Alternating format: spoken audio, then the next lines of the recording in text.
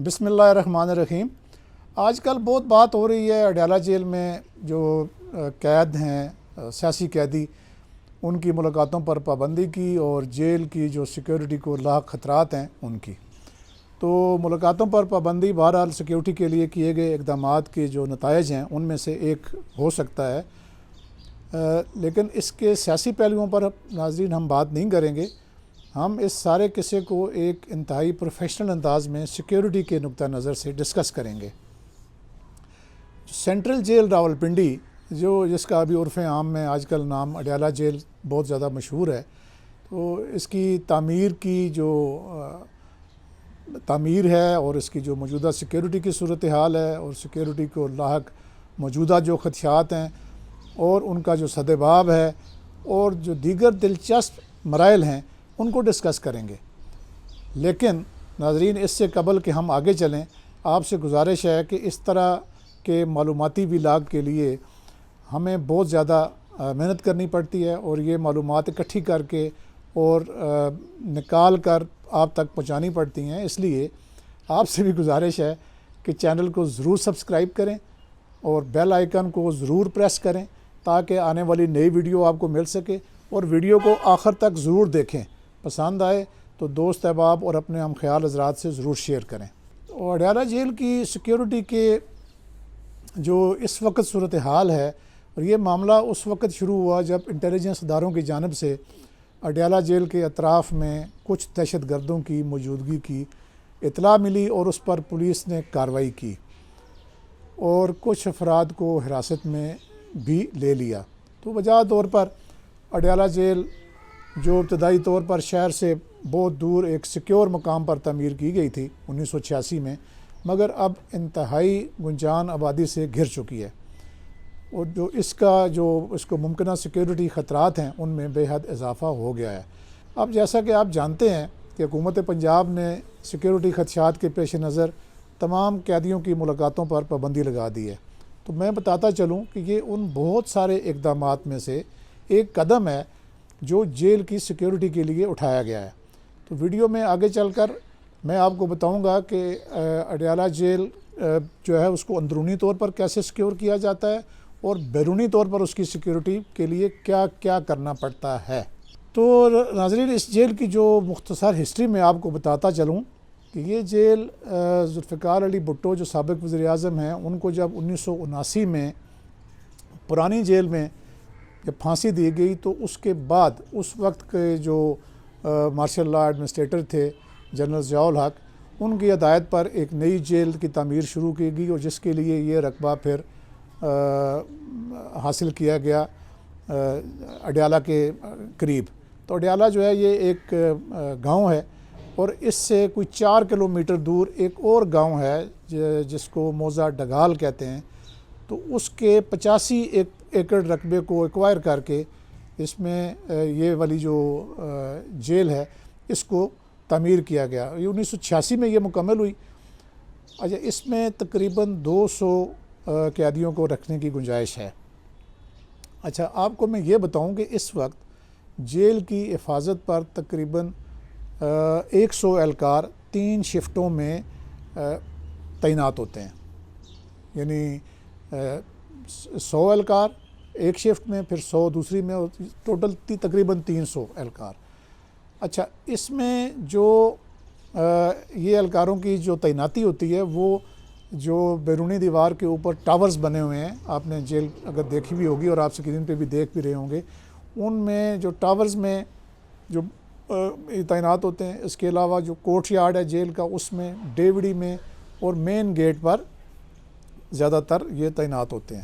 اچھا، آج کل کے زمانے میں تو یہ تمام جو اہلکار ہیں یہ جدید اسلحہ جیسے G3 ہے، LMG ہے لائٹ مشین گن، اور MP5 اور گلاک پسٹل جیسے اسلحہ سے لیس ہوتے ہیں،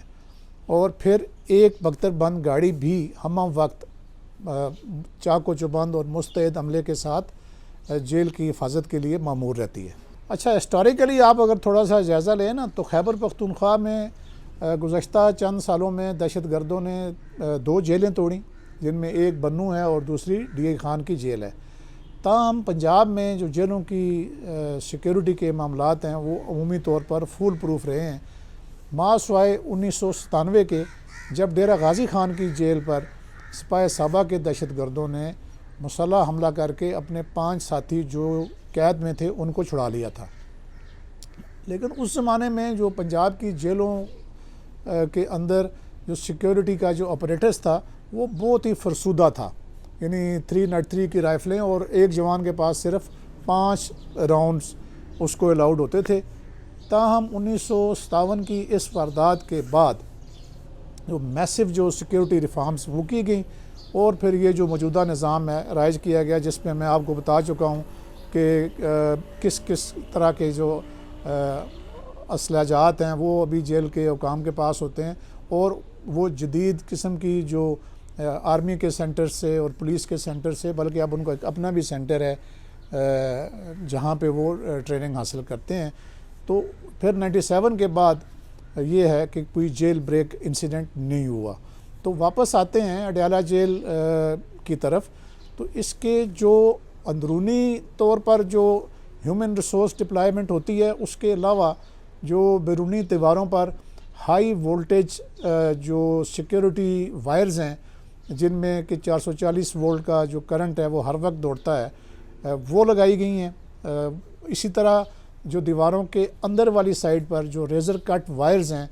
وہ بھی بچھائی گئی ہیں، تاکہ نہ کوئی باہر سے چھلانگ لگا کے اندر آ سکے اور نہ ہی کوئی اندر سے باہر کی طرف جا سکے۔ اچھا، جیسا کہ میں نے پہلے بتایا نا کہ جیل کے اندر کا تو ایک پورا میکنزم ہے سیکیورٹی کا، اسی طریقے سے جو جیل کی بیرونی اطراف ہیں اس میں سیکیورٹی کی جو اوور آل ذمہ داری ہوتی ہے وہ ڈسٹرکٹ پولیس کی ہوتی ہے، اور وہ ایک منظم گشت کا نظام وضع کرتی ہے جو ڈسٹرکٹ پولیس ہے، جس میں ایلیٹ فورس کی جو مسلح جوان ہیں وہ 4 گاڑیوں میں چاروں اطراف میں راؤنڈ دا کلاک وہ گشت کرتے ہیں۔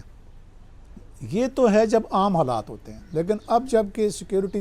جو تھریٹ ہے اس میں اضافہ ہوا ہے، جس کی وجہ سے جیل میں جو ملاقاتیں ہیں اور جو آنے جانے والے ہیں، اور حتیٰ کہ میرا جو یہ ہیں صافی حضرات ہیں ان کو بھی دور ہٹا دیا گیا ہے۔ تو ایسے میں پھر یہ ہوتا ہے کہ پاکستان رینجرز اور کی ایک پوری کمپنی ہے جو بھی اپنے جو مسلح جو گارڈز ہیں وہ جیل کی حفاظت پہ مامور کرتی ہے، اور اسی طرح پاکستان آرمی کے دستے بھی ڈپلوائے کر دیے گئے ہیں۔ اب یہ تو جو چونکہ آپ کو پتہ ہے کہ جیل کے ارد گرد جو ہے وہ بہت زیادہ گنجان آبادی ہے،